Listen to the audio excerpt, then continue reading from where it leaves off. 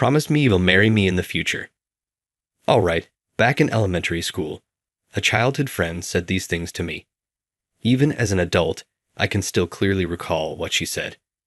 In high school, we started dating, but after a fight, we broke up. I've been unable to forget my ex-girlfriend for 20 years, despite that. Reunited with her as if by miracle, for whatever reason. My name is Henry. I drive a long-haul truck.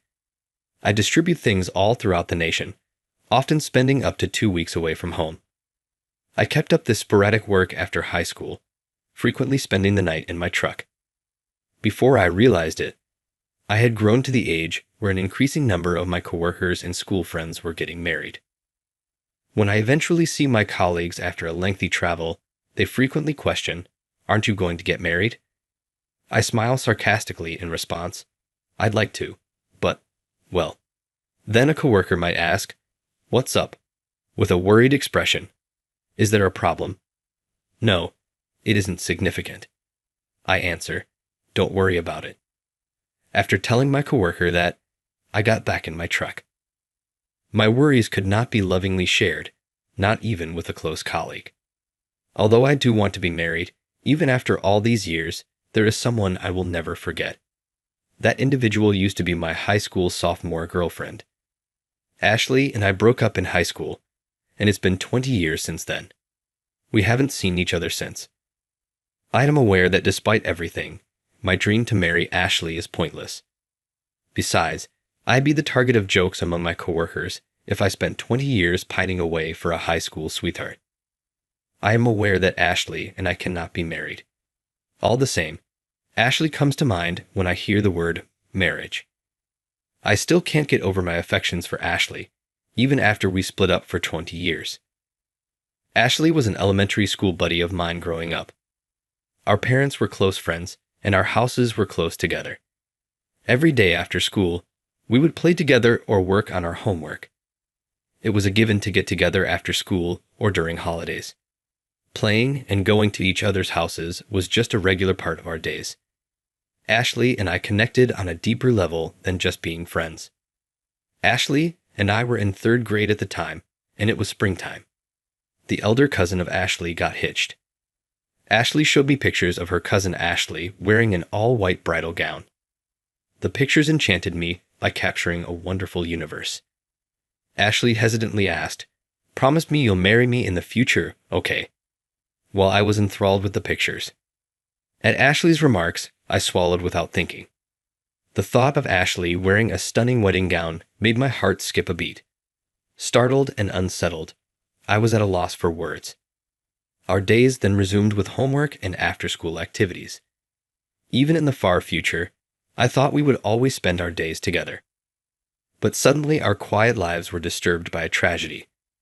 In a car accident during our 5th year of elementary school, Ashley's father passed away. Ashley and her mother both withdrew after that. I attempted to make her feel better by saying, "Hey, let's play together today." But all she could say was, "I can't today." I felt depressed and alone, asking myself, why won't Ashley play with me? Ashley is grieving the loss of her father, who was the pillar of their family, my mom continued. For now, give her some room. That makes sense. Ashley's father genuinely lived up to his role as the family's pillar. He was exceptionally trustworthy and caring. Ashley's father took the initiative to set up the camera and prepare the meal at the sports festival. It makes sense that Ashley would be anxious given that her father vanished out of thin air. I kept being mindful of Ashley every time we crossed paths at school. "I apologize for requesting that you play the other day." I said, "I didn't know you were depressed." Ashley grinned and replied, "It's all right." When I did. "It's difficult right now, but when I feel better, let's play together once more." Even though I didn't see Ashley every day anymore, I still made an effort to be available for hangouts on her schedule during breaks. "Are you okay?" I kept asking her every time we got together during breaks. "How are you doing?" Ashley would constantly say, "Yeah, I'm fine," and smile. However, I noted that occasionally her smile seemed forced and other times it was sincere. It would be difficult to mend the emotional wounds following the death of her father.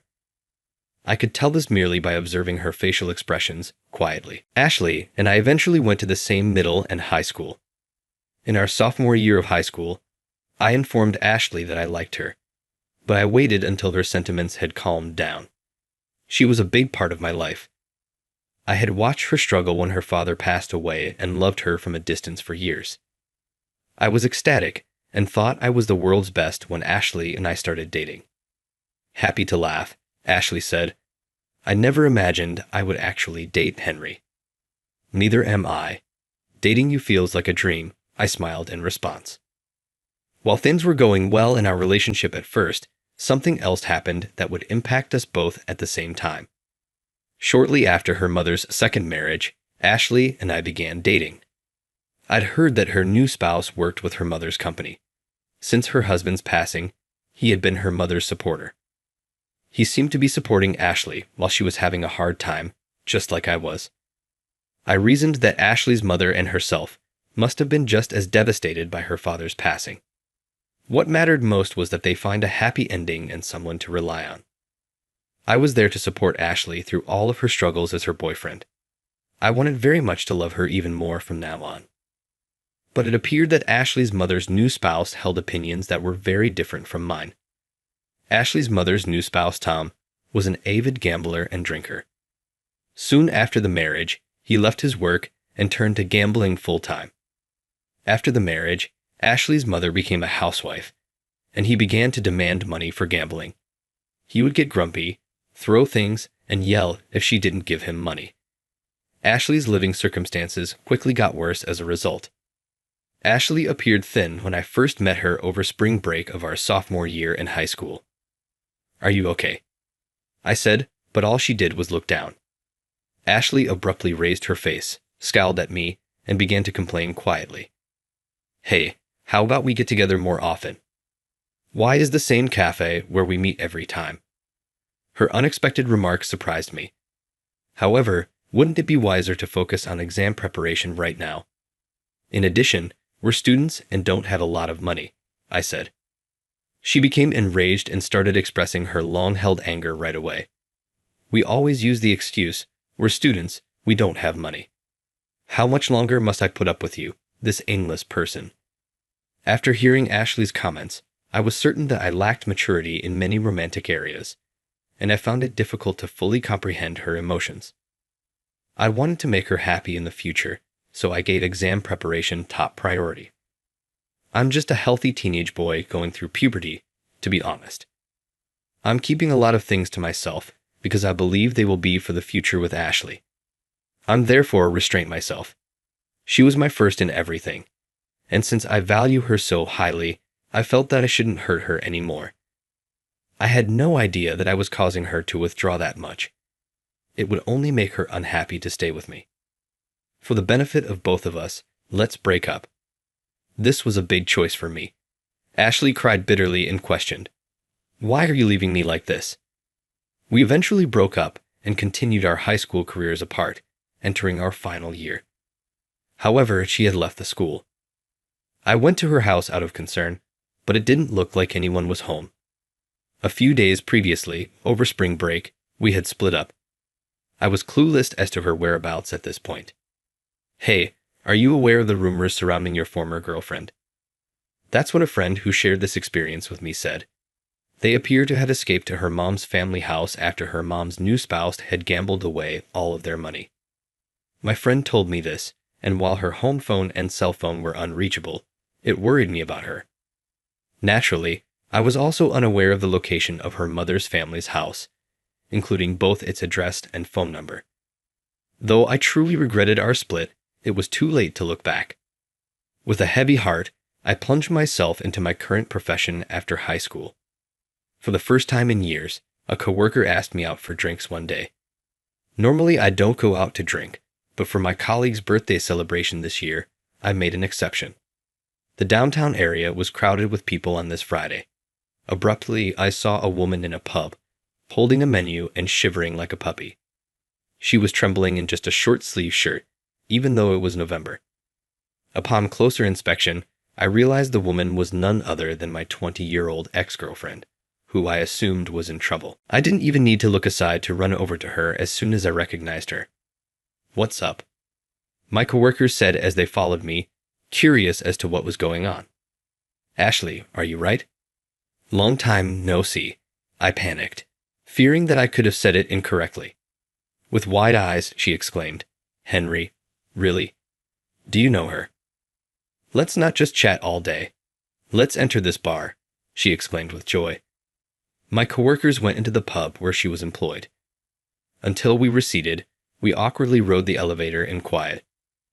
My coworkers made fun of me by asking, "So, what's the issue with her? Merely a friend or something more?" They chuckled. Despite the jokes from my coworkers, I said quietly, "She's an ex-girlfriend from 20 years ago." That was when my coworkers became numb. "How come? 20 years prior. At that time, what was your age? It's awkward for us now as well. You ought to have spoken out before we went inside." "It was you guys who hurried in before I could give an explanation," I remarked, getting angry at my coworkers.